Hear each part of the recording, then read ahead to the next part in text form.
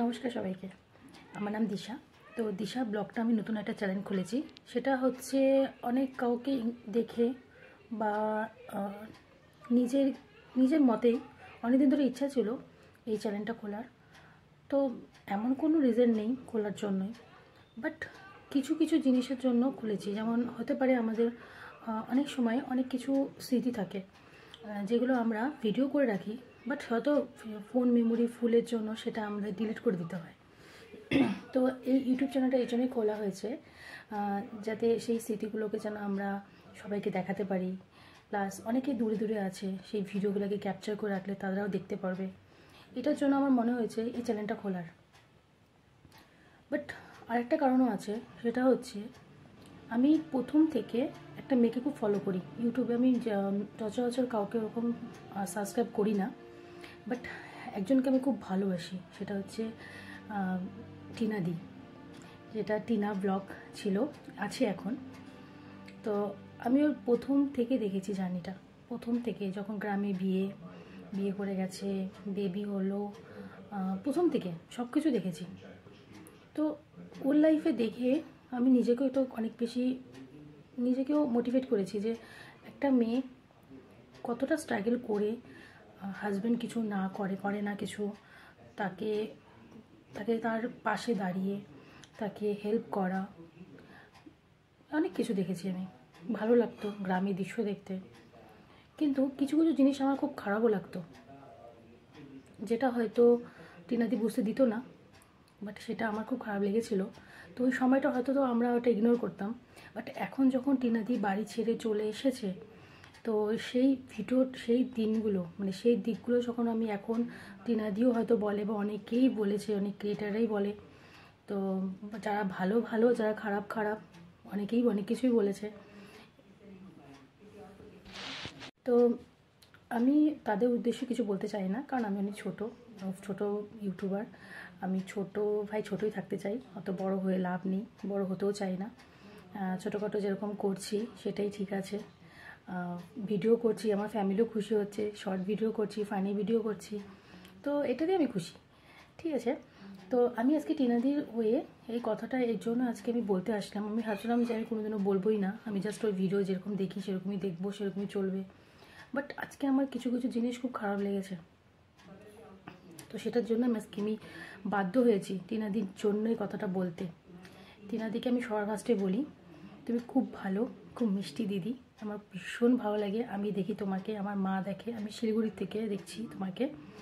তো আমি চাই যে তুমি হচ্ছে আমার বাড়িতে আসো, আর আমি তোমাকে শিলিগুড়ির প্রতিটা জায়গা ঘোরাবো। আমাদের শিলিগুড়িটা খুব ছোটো শহর, কিন্তু আমি শিলিগুড়ির মধ্যে অনেক কিছু দেখারও জিনিস আছে, তো আমি তোমাকে সমস্ত কিছু ঘোরাবো, দেখাবো।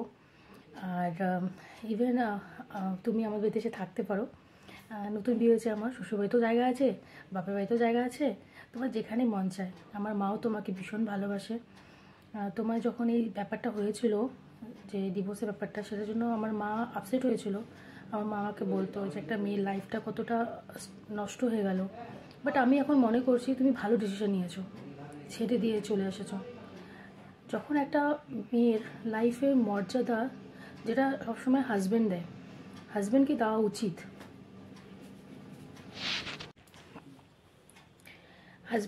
উচিত, আর সেটা অনেক হাজব্যান্ড বোঝে, অনেক হাজব্যান্ড বোঝে না, বাট যারা বোঝে তারা ভালোবাসে।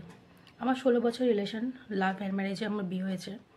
টিল নাও আমার 1 বছর হতে চললো বিয়ে। তো আমি যেরকম 16 বছর আমাদের রিলেশন ছিল, সেই 1 বছর আমাদের সেই রিলেশনটাই মেনটেন আছে, কোনো কিছু পার্থক্য হয়নি। তো আমি মনে করি হাজব্যান্ডদেরকে সবসময় একটা মেয়েকে সাপোর্ট করা উচিত, যে তাকে বিয়ে করে নিয়ে এসেছে, কারণ মেয়েটা হচ্ছে তার পুরো ফ্যামিলিকে ছেড়ে দিয়ে তোমার কাছে এসেছে। কিন্তু সেটা করেনি আমাদের ফোনদীপ দাদা, যে একজন ইউটিউবার, সে নাম দিয়েছে, ভালো নাম দিয়েছে, তো সেই ফোনদীপ দাদা সে করেনি।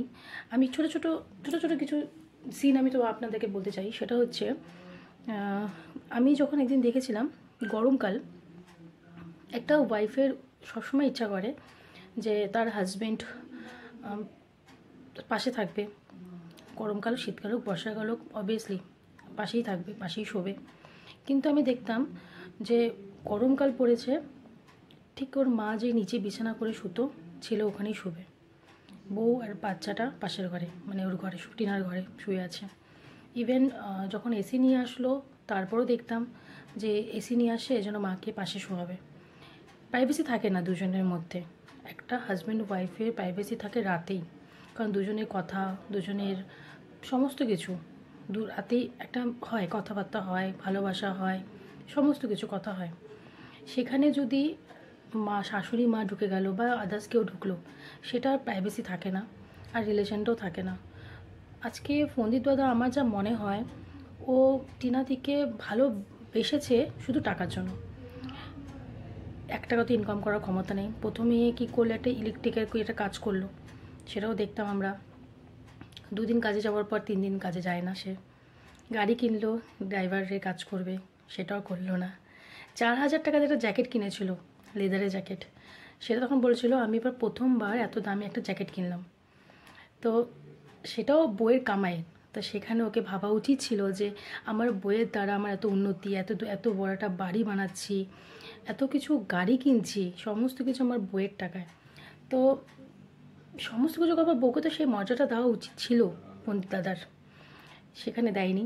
করলা দিয়ে মাছের ঝোল করতো। আজকাল কে করলা দিয়ে মাছের ঝোল করে আমি তো জানি না কোনোদিন, আমিও বাঙালি, তো আমি তো করলা দিয়ে মাছের ঝোল মনে হয় কেউ করে না। একটা বৌমাকে বাড়িতে মেয়ের মতো সম্মান দেওয়া উচিত, কিন্তু সে ওর শাশুড়ি মা সেটা করেনি। সবসময় মানে কান ভরা, ছেলের কান ভরা। কেন ভাই, কেন এরকম কেন হবে?